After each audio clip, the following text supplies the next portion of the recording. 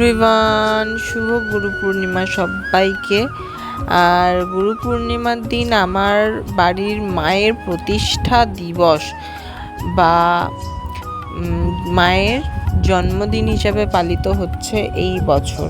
কারণ যেহেতু আমাদের ঘরেরও 1 বছর পূর্ণ হলো, আমার ঘরেরও আজকে বার্থডে এবং মায়েরও আজকে জন্মদিন, দুটোই একসঙ্গে।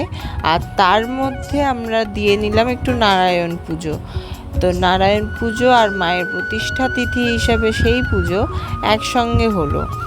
তো মায়ের আসার ইচ্ছা ছিল আমাদের ঘরে ঢোকার সাথে সাথেই হয়তো। তো সেই সময়ে মাকে প্রতিষ্ঠা করা হয়েছিল আজকের দিনে, এই গুরু পূর্ণিমার পূর্ণলগ্নে। আবারও এই গুরু পূর্ণিমার পূর্ণলগ্নে মায়ের প্রতিষ্ঠা দিবস হিসেবে পুজো হলো। তো নারায়ণ পুজো হলো। তো বললামই সবটার আগের দিন দেখেছো তোমরা কি কি করেছি না করেছি, মাকে সাজানো গোছানো। আবার নতুন করে যেহেতু অম্বুবাচীর পরে আর ছাড়ানো হয়নি, অম্বুবাচীর পর যে অমাবস্যা পড়েছিল সে অমাবস্যাতে আর ছাড়াইনি, কারণ মায়ের প্রতিষ্ঠা দিবসের পুজোতে আমি জানতাম যে হচ্ছে মাকে আবার সাজানো হবে।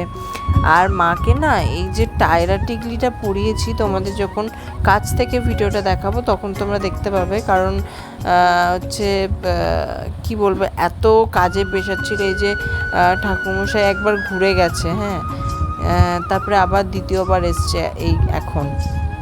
মানে আমাদের টাইম ছিল 11টা, বাট 11টার মধ্যে সমস্ত কিছু আমরা গুছিয়ে উঠতে পারিনি।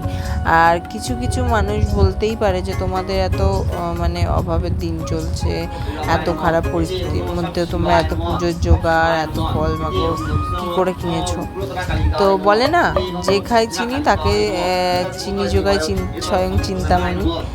তো ঠিক বললাম কি না ডায়লগটা জানি না, তবে জিনিসটা ঠিক। কেন জানেন তো, এই আমাদের এই মায়ের পুজো না মায়ের টাকা দিয়েই হয়েছে, ঠিক আছে, মায়ের টাকা দিয়েই হয়েছে। সবাই দেয় মাকে, মায়ের ভক্তরা মায়ের কাছে পুজো দিয়ে যায়। তারপরে আমরাও কিছু কিছু করে মায়ের কাছে জমাই, 10 টাকা 5 টাকা হোক, যা হোক না কেন, এরমভাবে জমাই। তো সমস্ত এক জায়গায় জড়ো করে এই সময় যখন আমাদের টাকা পয়সার প্রচণ্ড ক্রাইসিস চলছে, তখনও এত সুন্দর করে পুজোটা করতে পেরেছি শুধুমাত্র মায়ের ইচ্ছায়। মায়ের টাকা দিয়েই মায়ের পুজো করেছি। আর সব থেকে বড় কথা, সবই তো তার নিয়েই আমরা তাকে পুজো করি, শুধু আমরা করি অপমান, তাই না? তো নিজেরা যদি বলি যে আমি এত টাকা দিয়ে পুজো করেছি, অত টাকা দিয়ে পুজো করেছি, এটা পুরোপুরি একটা ভুয়ো কথা, ফালতু কথা। কারণ তিনি না দিলে কখনোই সেটা সম্ভব না যে তার পুজো বা তার সেবা করা। তো তাই বলছি যে যেটুকুনি পারলাম সবই কিন্তু তার দয়ায়, তার ইচ্ছেতে। আর এখানে মানে ব্রত কথা যেটা বলে ওইটা পড়ে নিচ্ছিল ঠাকুরমশাই। আর ফুল অনেক কম পেয়েছিলাম গাইজ। বাজারে গাঁদা ফুলের দাম হচ্ছে জাস্ট মানে আকাশ ছোঁয়া, 30 টাকা পিস। তাও ওই ফুল দেখে রুচিতে আটকাবে, বুঝছো তো? মানে এমন একটা ফুল দেখলাম, এমন ফুলের অবস্থা ছিল। কিন্তু কি করব, যেটুকুনি ফুল ছিল সেটুকুনি ফুল দিয়েই মায়ের পুজো হয়েছে আর নারায়ণ পুজো হয়েছে। তা আমি বেশি তো একদমই করতে চাইনি, মানে বেশি বাজেট, কারণ মায়ের যেটুকুনি আছে সেটুকুনি নিয়েই চলা ভালো। আর দেখো পুজো অলমোস্ট ডান। এখন শুধু আরতিটা হবে। কি আরতি হয়ে গেল, তো ভয় সবই ভুলে গেছি গাইস। হ্যাঁ, আরতি হয়ে গেছে, এখন শান্তির জল দিল। তো তারপরে হচ্ছে এই যে মায়ের আশীর্বাদী পুষ্প কাকুও একটু নিয়ে নিল, কারণ জানে সবাই মা কতটা জাগ্রত। তো তারপরে দেখো এই যে ভোগ দর্শন করে দিলাম, ভোগ দর্শনে দুর্ভোগ কাটে। তো তোমরাও ভোগ দর্শন করো আর নিজের দুর্ভাগ্য কাটিয়ে ফেলো। আর এই যে দেখো মাকে টায়রা টিকলি পরে কতটা সুন্দর লাগছে। আমি কখনো, জানো তো, কখনো আমি টায়রা টিকলি এভাবে পরাইনি। টিকলিটা পরালাম, টায়রা আমি কখনোই পরাইনি, এই প্রথম আমি টায়রা টিকলি দুটোই পরালাম। আর দেখো নারায়ণ ঠাকুরকে কত ভালো লাগছে, সাজিয়ে দিয়েছি আমি নিজে। আর হচ্ছে দেখো এই যে বাটাগুলো সব আমি সাজিয়েছি, মা বানিয়ে দিয়েছে, ফল আমি সাজিয়ে দিয়েছি। তো তা আমার এখন একটাই কথা মনে হচ্ছে যে হয়তো সবই তার ইচ্ছা, কারণ সে যদি না চাইতো আমরা কখনোই কিছু করতে পারতাম না। আর তার থেকে বড় কথা, আজকে ছিল গুরু পূর্ণিমা, তাই গুরুদেবকেও মালা পরিয়েছিলাম, গুরুদেবকেও মানে পুজো দিয়েছিলাম সেই দিন। যেহেতু গুরুদেব আর আমাদের মধ্যে নেই, সেহেতু এইভাবেই গুরুদেবের কাছে মানে প্রার্থনা করলাম, গুরুদেবকে যেন মা ভালো জায়গায় রাখেন, তার কাছে ঠাঁই দেন, কারণ তিনি তার পরম ভক্ত ছিল সত্যি কথা বলতে গেলে।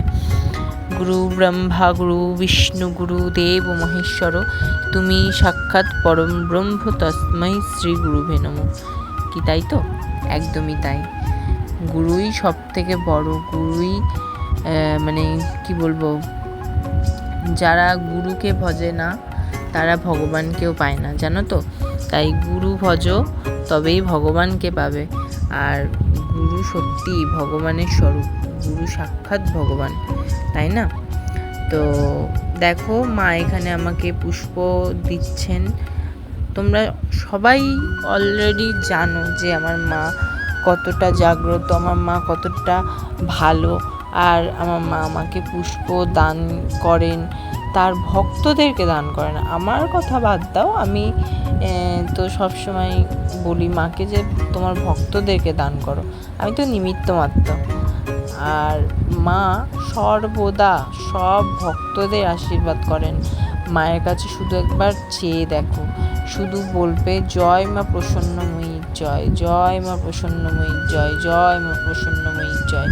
কোনো তাবিজ কবচ কিচ্ছু লাগবে না, শুধু মায়ের নাম জপ করবে, আর মায়ের পারলে একটু ফুল নিয়ে যাবে, যে মা ফুল দান করে, এই ফুল নিয়ে যাবে, দেখবে কতটা মানে পজিটিভ এনার্জি পাওয়া যায় আর কতটা ভালো হয় তোমার জীবনে। আর তারপরে একটু সিন্নি প্রসাদ, ফল প্রসাদ সব খেয়ে নিলাম। যেহেতু আমি আপেল খাই না, সেহেতু আমাকে খুব বেছে বেছে নিতে হয়েছে, কারণ তোমরা জানো যে আমি ওই ফলহারিণী অমাবস্যাতে আমি মাকে আপেল নিবেদন করেছিলাম, সেহেতু আপেল আমি খাবো না। তো সিন্নিটা না দারুণ মাখা হয়েছিল, আমি মেখেছিলাম যেহেতু। আর হচ্ছে নিজের প্রশংসা ছিল কিন্তু সবাই বলেছে। আর দেখো এই বৃষ্টি হচ্ছে, বৃষ্টিটা আমার একদম ভালো লাগছিল না এই সময়টায়, কিন্তু না, আবার একটা জিনিস দেখে আমার খুব মনটা ভালো হয়ে গেলো, যে খিচুড়ি আর আলু ভাজা। তো এটা তো বৃষ্টির মধ্যে ঠিকই আছে। তো আজকের মতন ভিডিওটা এখানে শেষ করলাম, দেখা হচ্ছে নেক্সট একটা ব্লগ নিয়ে। Tata bye.